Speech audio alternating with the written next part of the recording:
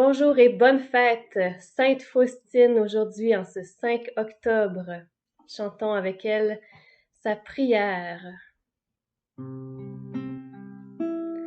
Ô Jésus, transforme-moi en toi, car tu peux tout. Ensemble. Ô Jésus, transforme-moi en toi, car tu peux tout. Je désire me transformer tout entière en ta miséricorde et être ainsi un vivant reflet de toi.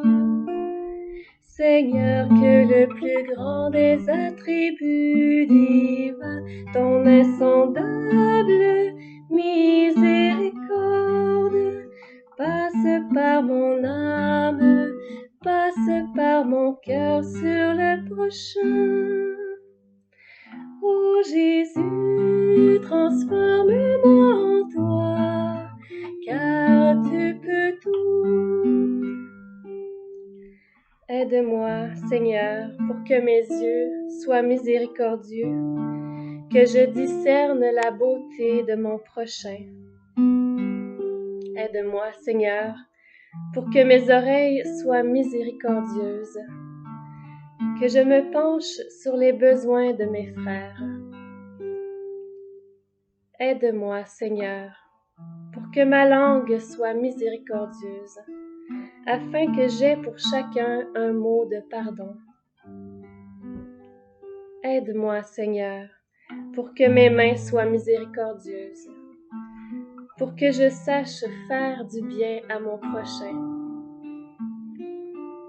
Aide-moi, Seigneur, aide-moi pour que mes pieds soient miséricordieux, pour que je puisse me hâter au secours de mon prochain.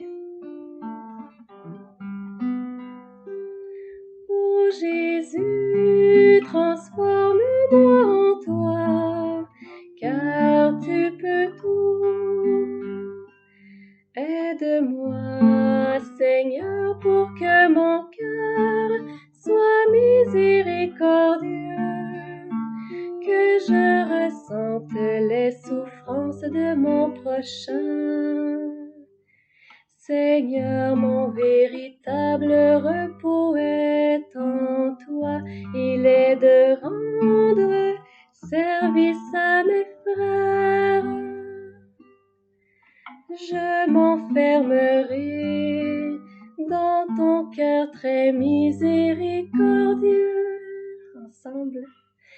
Ô Jésus, transforme-moi en toi, car tu peux tout.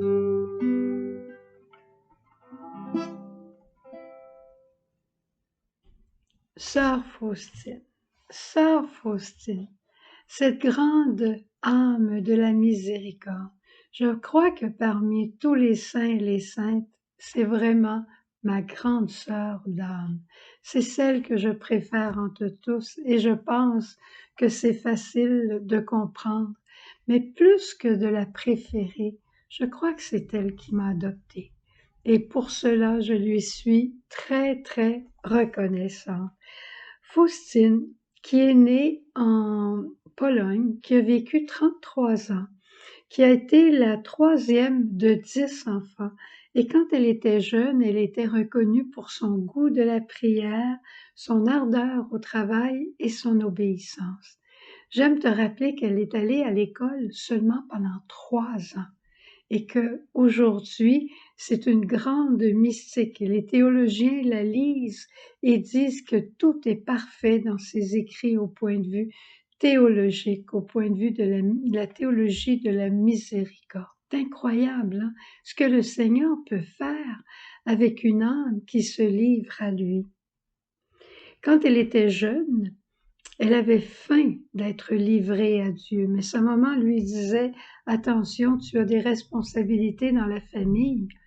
Alors, elle essayait de camoufler intérieurement son appel à la vie consacrée et elle est allée une fois dans une fête, dans un bal de village Et à un moment donné, Jésus lui est apparu et lui a dit, « Jusqu'à quand vais-je te supporter et jusqu'à quand vas-tu me décevoir? » C'est toute une apparition qu'elle a eue là. Jésus la voulait vraiment à lui. Alors, elle a quitté, elle est allée travailler pour quelque temps à l'extérieur comme bonne à tout faire dans une maison. Elle disait, c'est tout ce que je sais faire. Mais après, elle a cherché un couvent où elle pouvait aller. Mais comme elle n'avait pas d'argent et pas d'instruction, on lui a pas ouvert toutes les portes dès le départ. Et elle a trouvé, je dirais presque refuge à la communauté Notre-Dame de la Miséricorde. Et c'est là qu'elle a vécu. Elle a dit qu'en entrant, elle se sentait au paradis. Pourquoi? Parce que elle était maintenant toute à Jésus. Et elle a rempli des fonctions de cuisinière, de jardinière, de portière. Elle ne pouvait pas faire autre chose. Et personne dans sa communauté ne savait le trésor qu'elle portait en elle. Elle avait l'air d'une petite sœur bien ordinaire parmi d'autres. Et elle disait à Jésus, « Je désire t'aimer d'un amour si grand qu'aucune autre âme ne t'ait aimé jusqu'à date. » Sœur Jeanne aussi a dit quelque chose comme ça. Elle a connu les épousailles mystiques, qui est une grande faveur que Dieu accorde seulement à quelques âmes. Mais elle dira une chose qui est très importante pour nous autres. Ni les grâces, ni les apparitions, ni les ravissements, ni aucun don particulier que le Seigneur m'a accordé. Elle a même eu les stigmates intérieurs. Ma sainteté et ma perfection consistent en une étroite union de ma volonté et celle de Dieu. C'est ça la sainteté. Ce ne sont pas toutes les faveurs extraordinaires, c'est simplement l'union de ma volonté avec celle de Dieu. Qu'est-ce que tu me demandes? Qu'est-ce qui te plaît, Seigneur? Voilà ce que je vais faire, voilà ce que je vais être, et voilà ce qui me plaît aussi. Et elle a donné sa vie en union mystique pour l'offrande pour tous les pécheurs. Et elle a connu beaucoup de souffrances. Elle est morte de la tuberculose un 5 octobre 1938. À peine 33 ans et 13 ans de vie religieuse. Et un grand auteur a écrit « C'est cette simple religieuse, sans instruction mais courageuse, d'une confiance illimitée en Jésus, que Jésus a confié une grande mission, c'est à elle, le message de la miséricorde adressé au monde entier. Je t'envoie, dit Jésus, vers toute l'humanité avec ma miséricorde. Je ne veux pas punir l'humanité endolorie, mais je désire la guérir en l'étreignant sur mon cœur de miséricorde.